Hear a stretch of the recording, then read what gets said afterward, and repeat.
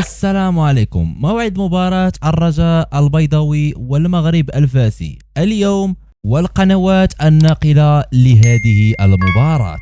ستجرى مباراة الرجاء البيضاوي والمغرب الرياضي الفاسي في الدوري المغربي للبطولة الاحترافية اليوم الجمعة 3 أكتوبر 2025 في تمام الساعة 8 مساء بتوقيت المغرب وتونس والجزائر، 10 مساء بتوقيت مصر والسعودية والعراق إن شاء الله.